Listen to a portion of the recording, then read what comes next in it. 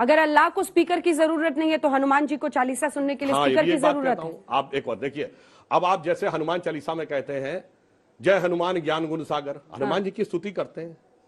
اب ہمارے من کی بات ہے، اذان میں کیا کہتے ہیں؟ اذان میں کیا کہتے ہیں؟ اشہد الہ الا اللہ، اللہ کے علاوہ کوئی عبادت کے لائق نہیں ہے. اشہد محمد الرسول اللہ کا ارتھ یہ ہوا کہ رسول کے علاوہ، محمد صاحب کے علاوہ کوئی پیغمبر نہیں ہے. تو جینوں کے 24 تیرتھنکروں کا اپمان، سکھوں کے 10 گروؤں کا اپمان، ہندوؤں کے 10 اوتاروں کا اپمان. اب آپ یہ کہیں کہ میں دنیا بھر کو سناؤں گا، مطلب باقی کے نالائق ہیں، تو اس بات سے پرابلم. انسان کی آواز یہ جتنے اعلیٰ ہے ان سے کہیں بہتر ہے اور سریلی ہے. کان کو سریلی ہونے کے علاوہ اس کے اندر ایک پیغام بھی ہے. آذان کا میں ذکر کر رہا ہوں، جو آذان جو ہوتی ہے لوگوں کو صلاح کے لیے بلانے کے لیے. آواز سریلی ہونے کے علاوہ یہ افسوس کی بات ہے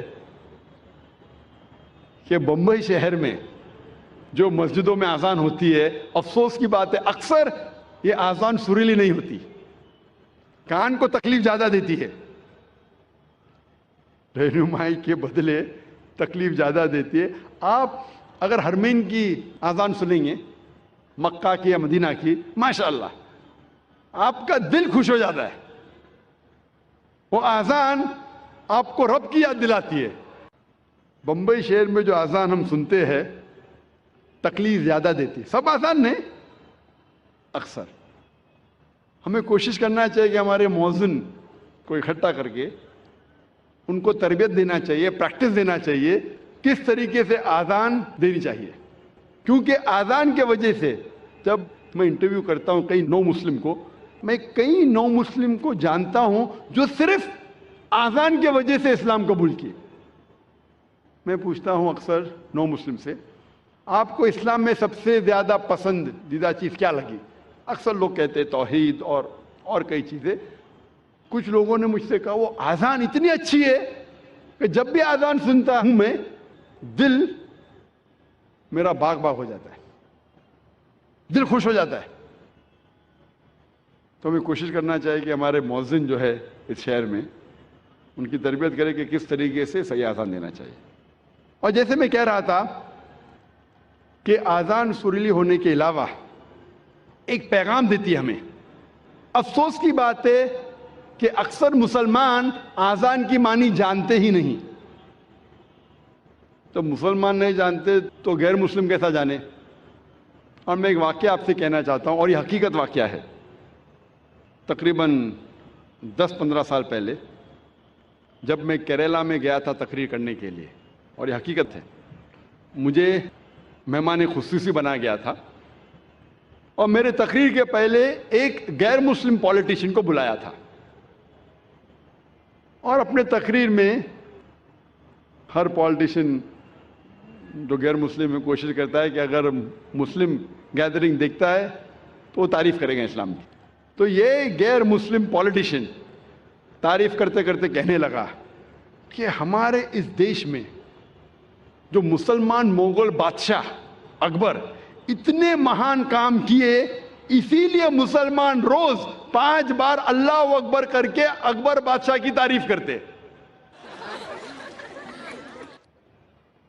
آپ سمجھ رہے ہیں یہ جوک ہے؟ جوک نہیں، حقیقت ہے. اور میں خود گواہ ہوں. میں سٹیج پہ بیٹھا تھا، اچھا میرے تقریر کے پہلے اس نے کہا، تقریر میں نے اس کی غلط فہمی کو دور کیا کہ ہم مسلمان جب اللہ اکبر بولتے ہیں تو اکبر بادشاہ کی تعریف نہیں کرتے. اکبر بادشاہ تو موجود بھی نہیں تھا اس وقت. اللہ کے رسول کے ٹائم پہ اکبر بادشاہ کہاں تھے؟ جب اللہ اکبر کہتے ہیں اس کی یہ معنی ہے کہ اللہ سب سے بڑا ہے، اللہ از دا گریٹسٹ. اسی لیے ہر مسلمان کا فرض ہے کہ کم از کم وہ آذان کی معنی کو جانے تاکہ خود کے دل پہ اثر ہو، اور ساتھ ساتھ جو لوگ کو اس کی معنی نہیں پتہ ہے، غیر مسلمانوں کو نہیں پتہ ہے، ان لوگوں کو اس کی معنی بتائے. اور آذان میں ہم 4 بار دہراتے اللہ اکبر اللہ اکبر اللہ اکبر اللہ اکبر. اللہ سب سے بڑا ہے، اللہ سب سے بڑا ہے، اللہ سب سے بڑا ہے، اللہ سب سے بڑا ہے. اشہد ان لا الہ الا اللہ. میں گواہی دیتا ہوں اللہ کے علاوہ کوئی معبود نہیں. میں گواہی دیتا ہوں کہ اللہ کے علاوہ کوئی معبود نہیں. اشہد ان محمد رسول اللہ. میں گواہی دیتا ہوں کہ محمد صلی اللہ علیہ وسلم اللہ سبحانہ و تعالیٰ کے رسول ہے. میں گواہی دیتا ہوں کہ محمد صلی اللہ علیہ وسلم اللہ کے رسول ہے. حی علی الصلاح، حی علی الصلاح. آؤ صلاح کی طرف، آؤ صلاح کی طرف. حی علی الفلاح، حی علی الفلاح. آؤ فلاح کی طرف، آؤ فلاح کی طرف. آؤ کامیابی کی طرف، آؤ کامیابی کی طرف. آؤ اچھے کام کی طرف، اچھے کام کی طرف. اللہ اکبر، اللہ اکبر. اللہ سب سے بڑا ہے، اللہ سب سے بڑا ہے. جب ہم آذان کی معنی کو جانیں گے پھر ہمارے دل پہ آذان کا اثر اور گہرا پڑے گا. صرف عربی نہیں جاننے کے باوجود پڑھتا ہے الحمدللہ ثم الحمدللہ، لیکن اگر اس کی معنی جانے تو انشاءاللہ یہ اور گہرا اثر کرے گا آپ کے دل پر اور آپ کے دماغ پر.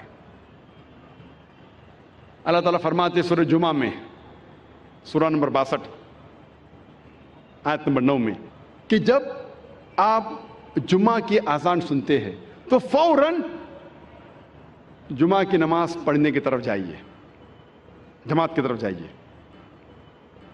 اذان صلاح جو جماعت میں ہوتی ہے اس کے پہلے دینا ضروری ہے. اور اللہ تعالیٰ فرماتے سورہ طٰہٰ میں، سورہ نمبر 20 آیت نمبر 11 اور 12 میں، جب موسیٰ علیہ السلام آنکھ کی طرف جاتے ہیں تو ایک آواز سنتے ہیں. اللہ تعالیٰ کہتے ہیں اے موسیٰ اپنے پیروں میں سے جوتیاں نکالو کیونکہ تم پاک وادی میں ہے، وادی طویٰ میں. کیونکہ اللہ تعالیٰ حکم دیتے ہیں موسیٰ علیہ السلام کو. اس حکم کا ذکر ہے قرآن مجید میں سورہ طٰہٰ میں، سورہ نمبر 20 آیت نمبر 11 اور 12 میں. اسی لیے ہم مسلمان صلاح کے پہلے ہمارے جوتیاں نکالتے ہیں. اس کا ذکر آتا ہے یہودی اور عیسائی مذہبی کتابوں میں بھی. لکھا ہے بک آف ایگزڈس میں چیپٹر نمبر 3 ورس نمبر 5 میں، خدا کہتے ہیں موسیٰ علیہ السلام سے draw not nigh hither, put off thy shoes from thy feet, for the place where thou standest is holy ground. نزدیک مت آؤ، ٹھہر جاؤ، اپنے پیروں سے جوتیاں نکالو کیونکہ جس جگہ آپ کھڑے وہ پاک جگہ ہے، وادی طویٰ کی. اس کا ذکر دہرایا گیا ہے، یہ پیغام پھر سے دہرایا گیا ہے بک آف ایکٹس میں چیپٹر نمبر 7 ورس نمبر 33 میں، جہاں خدا کہتے ہیں موسیٰ علیہ السلام سے put off thy shoes from thy feet, for the place where thou standest is holy ground. آپ اپنے پیروں کی جوتیاں نکالو کیونکہ جس جگہ آپ کھڑے وہ پاک جگہ ہے. لیکن اسلام میں محمد صلی اللہ علیہ وسلم نے ہمیں اور ایک اجازت دی ہے اور کہا ہے، جس کا ذکر ہے ابو داؤد کی حدیث میں، صحیح حدیث ہے، کتاب الصلاح چیپٹر نمبر 240 حدیث نمبر 652، جہاں ذکر آتا ہے کہ محمد صلی اللہ علیہ وسلم نے کہا کہ جو یہودی کرتے ہیں اس کا الٹا کرو، do the opposite of what the Jews do. یہودی جوتے کے بنا نماز پڑھتے ہیں، مطلب اللہ کے رسول فرما رہے کہ آپ جوتیوں کے ساتھ بھی نماز پڑھو، یہودی کا الٹا کرو، اپوزٹ آف واٹ دا جوز ڈڈ. اللہ کے رسول فرماتے ہیں، حدیث میں آتا ہے، صحیح حدیث ہے، سنن ابو داؤد کی جلد نمبر 1 کتاب الصلاح چیپٹر نمبر 240 حدیث نمبر 653، جہاں عمر بن شعیب رضی اللہ عنہ وہ فرماتے ہیں کہ انہوں نے سنا اپنے والد سے کہ ان کے دادا نے کہا کہ اللہ کے رسول کو دیکھا نماز پڑھتے ہوئے جوتیوں کے ساتھ اور بنا جوتیوں کے.